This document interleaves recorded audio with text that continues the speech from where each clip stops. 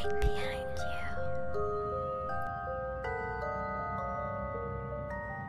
Assalamualaikum dan salam sejahtera. Hai, aku Mami Cat. Okay, thank you so much sebab korang sentiasa support Bonda Nervous. Okay, so macam biasa, sekarang ni kita Bonda Seram. Okay, kali ni untuk segmen Bonda Seram kali ni adalah kisah pengalaman aku sendiri. Okay, so jom kita dengar sama-sama kisah seram yang aku nak share dengan korang. Can you see me?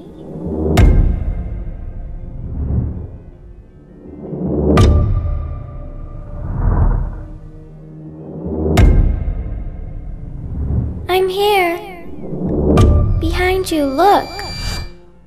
Okay, cerita dia macam ni. Dulu 10 tahun yang lepas lah. Okay, dulu aku pernah lah kerja-kerja production ni tau. Okay, aku pernah jadi makeup artist. Alah, tapi assistant je lah, tak adalah macam makeup artist power mana pun kan.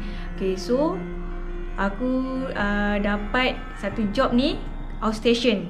Okay, tempat tu ada kat Negeri Sembilan, tapi aku tak nak beritahu kat mana Okay, cerita ni macam ni. Kisah yang kita orang buat ni kisah pasal cerita seram juga.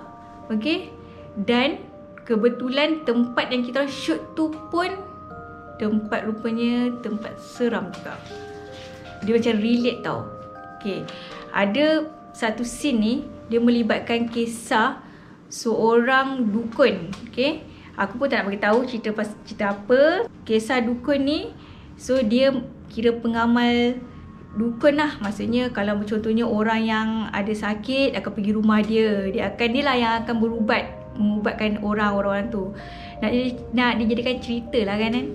Tempat yang kita shooting tu rupanya betul-betul rumah ex dukun. Aku tak tahulah PM tu dapat rumah tu macam mana. Aku tak tahu macam dia dapat location tu. Dan masa tu kita orang rupanya shoot kat situ pun tanpa minta izin daripada orang kampung tau. So kita pun roll lah macam biasa, kita tak tahu kan. Rumah tu pun kalau kita tengok nampak cantik tau. Nampak macam rumah tu macam tak adalah orang kata usang tau. Rumah tu macam pernah berpenghuni lah. Rupa-rupanya rumah tu dah ditinggalkan lama, kuasa lebih belasan tahun lah. Dalam rumah tu pun masih ada lagi perabot-perabot, sikit-sikit lah, katil. Lepas tu nampak lah macam ada barang-barang dapur dia sikit, barang-barang tembaga macam tu lah. So kita tak expect tau yang rumah ni sebenarnya sesuatu. Jadi kita pun buatlah penggambaran tu. Daripada siang kita shoot, okay, semua okay, nampak soft je. Dan macam mana dalam pukul 6 petang macam tu, adalah satu hamba Allah ni, manusia lah, orang kampung datang. Tiba-tiba dia cakap, korang kena keluar dari sini. Dia kat macam tu. Tapi director aku ini macam, ada scene malam ni, mana boleh keluar kan. Tapi kita tak nak lah cakap dengan orang tu. Kita cakap cakap macam tu je. So orang tu pun cawa dari situ. So kita rasa macam mungkin orang kampung kot, dia ingat macam kita dia tak nak kita bising-bising kot. Kita fikir macam tu. Padahal rumah tu macam dalam hutan tau. Dia macam hutan. Antara nak pergi rumah dia, nak ke rumah lain tu, jarak dia macam jauh tau. So director aku cakap tak apalah, kita teruskan je sebab memang ada scene malam. Jadi kita pun shoot lah macam biasa. Okay, nak jadikan cerita tu, masa tu dah pukul 10 malam tau. Tiba-tiba cameraman kita orang mengalami problem. Satu teknikal tu mengalami problem di mana lampu diorang tiba-tiba blackout. Kadang-kadang diorang punya aku tak tahulah, diorang punya lens lah apalah, ada je problem. Maksudnya tak boleh roll tau. Tiap kali nak roll, benda tu akan problem. Tapi kita orang ni tak rasa apa-apa lah. Rasa macam mungkin ni lah kot, benda teknikal lah kan. Benda teknikal semua kita okey lah. Rasa macam tak apalah, tunggu diorang set up, tunggu diorang ambil bateri baru lah apalah. Tapi sebenarnya masa tu dah rasa lain macam juga. Sebab rasa macam pelik pula. Rumah ni macam ada je. Yang kita shoot tempat lain rasa macam okey, tapi rumah ni macam sesuatu lah bagi aku. Nak jadikan cerita lagi, aku rasa nak tersishi tau, nak terkencing. Masa tu dah pukul, tak silap aku dah pukul 11 macam tu lah, 11 malam macam tu. Jadi aku ajak lah aku punya kawan, nama dia Kak Nurul lah. Okay, Kak Nurul pun tahu cerita ni. So cakap, kak nak terkencing lah. Lepas tu dia tahu, sama. Dia pun sama, dia pun nak terkencing kak. Jadi kita orang pun terpaksa keluar jalan kaki daripada rumah tu tau. Bayangkanlah rumah tu kat hutan. Toilet kita kena jalan jauh tau. Dalam 10 minit ada kot. So kita pun jalan kaki, jalan. Sambil jalan-jalan tu kita berborak.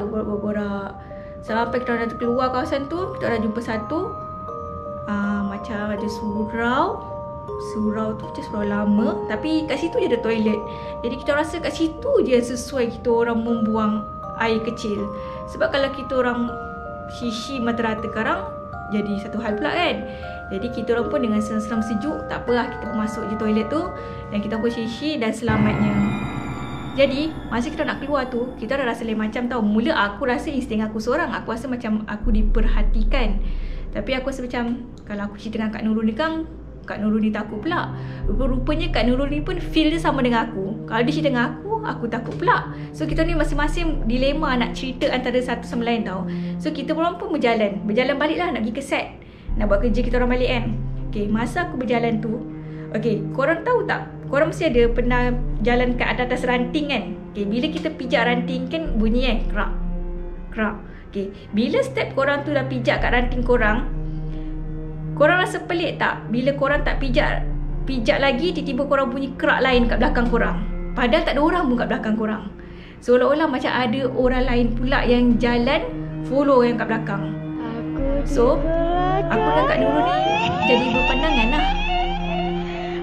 Dari pandangan, kita pun rasa macam bunyi apa tu?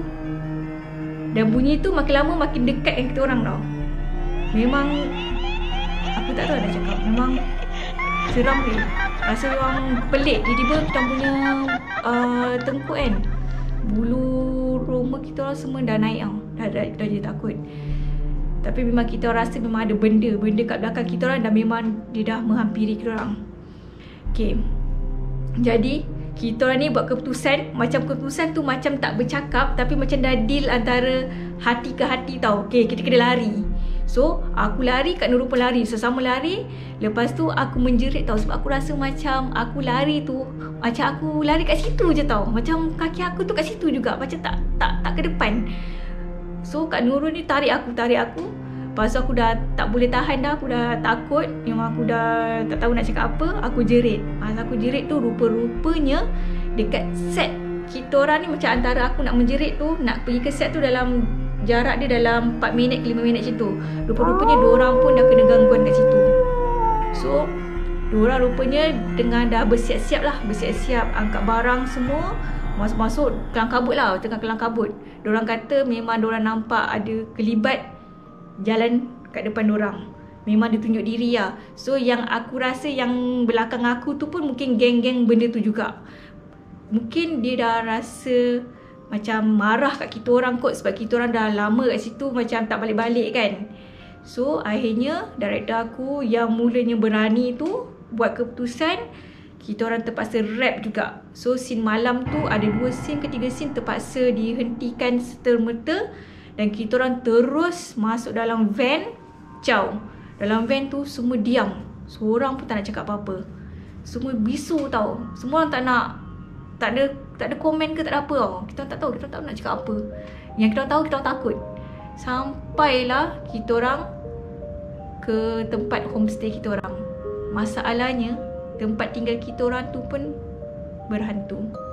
Okay, aku tak tahulah, PM kita orang ni agaknya dia suka kot tempat-tempat yang misteri-misteri ni. Korang bayangkan, dia letakkan kita orang ni, satu kru ni, dalam satu villa yang besar. Kalau kita tengok kan, villa tu memang nampak cantik lah, besar kan, rumah mewah. Tapi dia punya konsep dia tu, bilik dia semua dekat bahagian atas. Dia 2 tingkat tau. Bilik semua bahagian atas. Dia ada 14 bilik. Bawah adalah tempat hall dengan dapur. Dia ada 2 hall, dia ada 1 dapur. So bawah tu memang sangat lapang. Kalau buat event memang best lah. Kalau buat birthday party ke apa, memang best kat bawah tu lapang. Atas semua bilik. Bilik dia cantik macam hotel.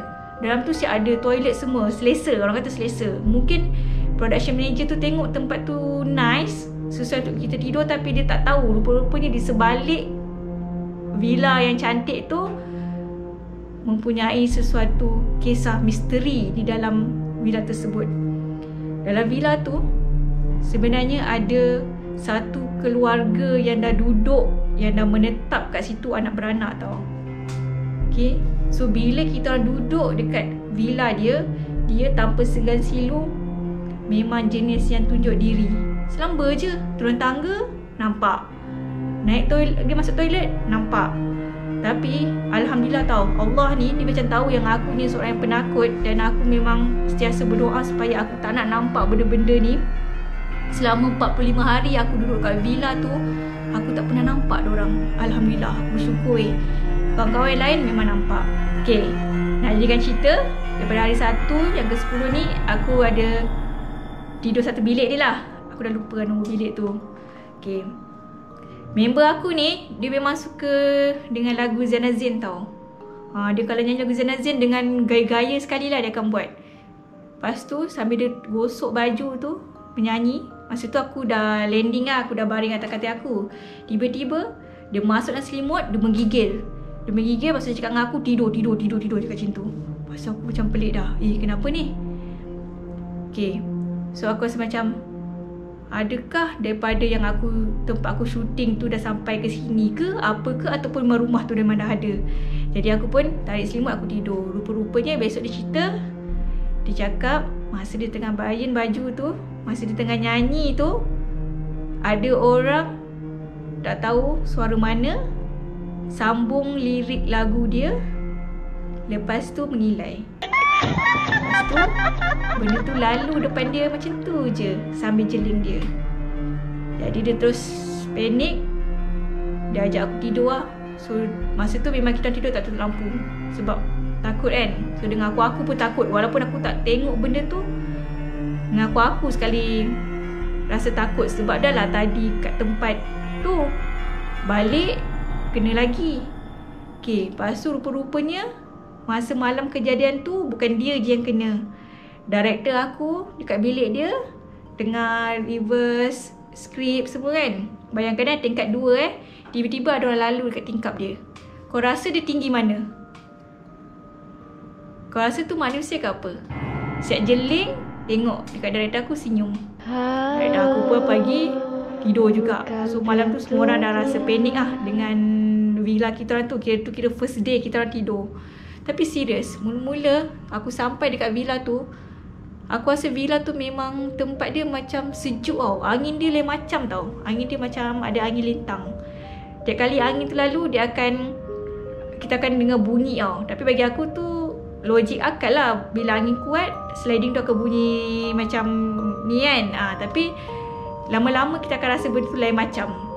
Okay, sampailah kau bayangkan kita orang dah duduk situ, kita akan duduk situ 45 hari, tak boleh tukar. Sebab production manager dah bayar full dekat tempat tu. Nak tak nak kita memang kena stay situ sampai kita orang habis syuting.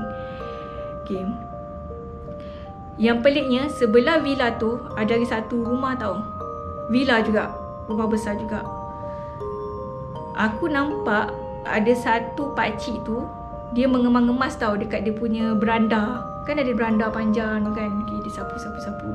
Aku siap tegur, cakap, cik, satu pagi aku nak pergi ambil kereta, nak pergi syuting. Tapi dia tak pandang aku pun. Dia pun tak saut dan dia pun tak cakap apa-apa. So lepas dah habis syuting tu, aku dah duduk seminggu 2 minggu tu, baru aku dapat tahu sebenarnya yang rumah sebelah tu rumah kosong. Jadi yang hari-hari aku duduk nampak pakcik tu sapu sampah tu, aku pun tak tahu pakcik tu siapa. Tapi seriously pakcik tu tak nampak apa-apa yang menyeramkan. Dia macam manusia lah, manusia. Dia pakai macam baju singlet pagoda warna putih dengan kain plekat. Itu je yang aku ingat pakcik tu macam tu. Muka dia memang aku tak berapa jelas, tapi yang aku tahu dia orang tua lah. Okay, so nak jadikan cerita, setiap tempat yang kita syuting tu rupanya semua ada benda tu.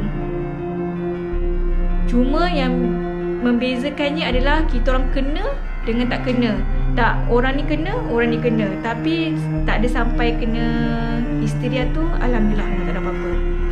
Yang aku ingat lah, dulu masa sebelum aku berhijab, diorang suka cakap dengan aku, bawa paku. masuk kat dalam rambut lah, supaya benda tu jangan ganggu semua. So memang aku pun amal je lah, aku letak je paku tu dekat rambut. Mungkin sebab tu kot benda tu aku tak nampak ke, aku tak tahu. Aku tak tahu benda tu mitos ke fakta ke, aku tak tahu. Jadi nak jadikan satu cerita juga, rumah tu juga aku pernah kena tinggal seorang-seorang. Tapi aku tak tahu yang aku seorang-seorang kat dalam villa tu. Kisah dia bila kita orang dah rap awal. Bila rap awal, daripada tempat kita nak syuting tu, nak pergi keluar bandar, mengambil masa sejam tau. Jadi diorang plan malam tu diorang nak pergi karaoke ramai-ramai. Tapi aku pula jenis aku suka kalau aku dapat rehat, aku suka rehat. Aku akan pilih tidur daripada aku nak keluar. Sebab aku memang tak suka keluar malam sangat lah. Maksudnya bukanlah kata apa, macam aku memang lebih suka merehatkan diri aku. Jadi aku buat keputusan, aku cakap aku tak follow diorang. Aku ingat aku seorang, aku ingatkan bukan aku je yang dalam villa tu. Mungkin aku anggap mungkin dalam 4-5 orang kot yang tak follow pergi bandar tu. So aku pun berselama je dalam bilik tu. Aku mandi, aku buat hal aku lah. Lepas tu aku pun tidur. Rupa-rupanya keesokan paginya bila aku pergi syuting, diorang tunjuk gambar kat karaoke tu, semua pergi. Seorang pun tak ketinggalan kat dalam villa tu tau. Maknanya malam tu hanya aku seorang je yang tidur dalam villa tu. Tapi betul aku cakap, aku tak ada kena apa-apa gangguan. Aku memang tak ada dapat apa-apa, mimpi ke pun tak ada, Alhamdulillah. Memang aku bersyukur gila lah. Cuma rumah tu yang paling misteri, setiap malam dorang akan ubah perabot dorang. Okay, kan kat bawah tu hall kan. Okay, contoh korang balik, sofa tu belah kanan, meja makan belah kiri. Korang jangan terperanjat kalau besok pagi korang turun, sofa tu nanti belah kiri, meja makan tu belah kanan. Dan dia akan beralih hari-hari. Dan korang akan dengar bunyi alih tu setiap malam. Kalau yang dengar kali tu aku dengar. Nampak aku tak nampak. Aku tak tahu kenapa benda tu terlalu macam suka menonjolkan diri tau.